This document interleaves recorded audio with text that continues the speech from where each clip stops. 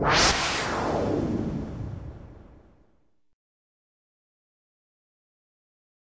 I'm Lori, and this is Lori's Kitchen.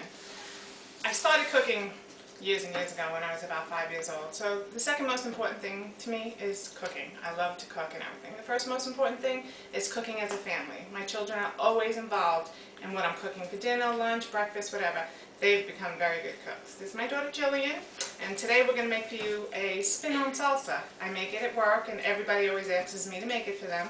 So I'm going to show you how to make it, and then I don't have to write the recipe 60 times a day. Okay, we're going to start with tomatoes. We take a tomato, we're going to cut off the top of the tomato, and I usually squeeze it over the sink. I don't like to cut a tomato up with all those juices because everything gets all over the place and makes a big mess. So I just take the tomato, I squeeze it over the sink, get all those loose seeds and juices out, and then I proceed to cut it. Cut it in small dices because, like I said, it's a salsa, and you don't want big chunks of tomato in your mouth while you're eating the salsa. Kind of a different kind of salsa. It's not like an everyday salsa that people make, because I'm going to add probably unconventional things to it, but that's just the way I do things. Okay. So cut it up, watch your fingers, be careful.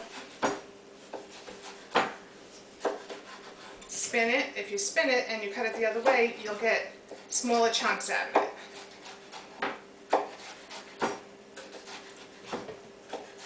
Jillian, do you like the salsa? Yes. What do you put your salsa on? Tostito chips. Tostitos. I like my salsa on my chicken. I even make omelets with it, and I put it in the middle of omelets. Okay, so now that your tomatoes are cut, we'll put it in the bowl. And see, it doesn't make that much of a mess on the cutting board. There's tomato juices running all over the place, and that's it. I used probably about 5 tomatoes. 5 large tomatoes, depending on how much you're making. I don't do a lot of measuring on this show because I don't know what you like. What I like might not be what you like. So just experiment. That's what cooking is all about, experimenting. So I used 5 large tomatoes cut into small dices.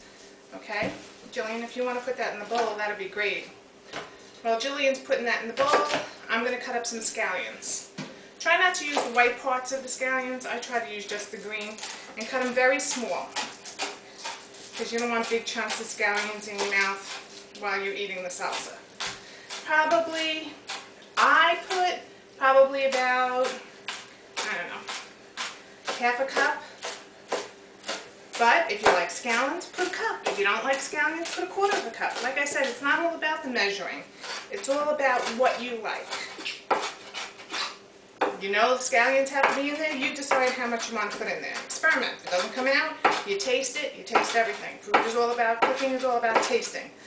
You know when it's done, if something's done in the oven, you taste it. If it tastes done, it's done. If it doesn't taste done, put it back in for a little bit longer. I also I'm going to cut up some basil. Basil, tomatoes, tomato. You have tomatoes whenever you have basil. So take your leaves, lay them on top of each other. I don't know, I like basil, so I'll take like 6 big leaves. If you're not thrilled with basil, take less. If you love the taste of basil, take more. Roll them. This, believe it or not, is called chiffonade. Okay, and you're going to cut them very small, because you definitely don't want huge pieces of basil in your mouth. So it's not about measuring. People always ask me, what is the recipe? How much of this? How much of that? The truth of the matter is, I very rarely measure anything I cook. I taste it. If it needs more of something, I put it in. If it needs less of something, I put it in. You know, I take it out. But it's not all about the measuring. It's all about what you like. Some people may not like basil. Don't put basil in it at all if you don't like it. Okay?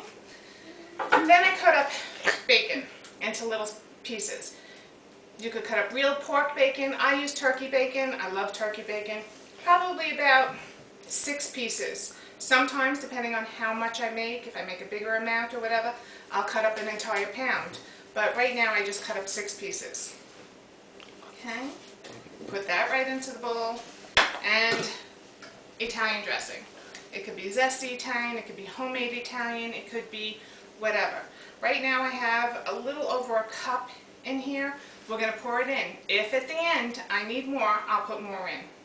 Because of the bacon and this Italian seasoning, you don't need to put ingredients in. Salt, pepper, garlic, you don't need all that. That's all in the Italian dressing. Okay. I think it should be a little bit more water. It should be a little bit juicier. So we're going to add some more Italian dressing. Okay.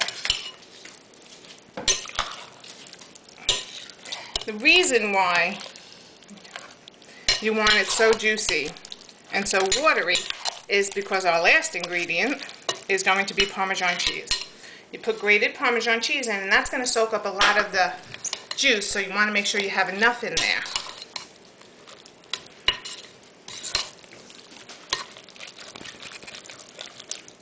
Now, depending on how much you like Parmesan cheese is depending on how much you did. I put probably 3/4 of a cup in here. And that's it. The longer it sits, the better it tastes. When you first make it and you first taste it, it might not taste like what I bring to work or what you tasted before, or it might not taste like something you really want. You need to add more ingredients in. Take my advice. Let it sit. Let the ingredients marry to each other. Let it all sit for a while. So in about 2-3 hours, it's going to taste totally different.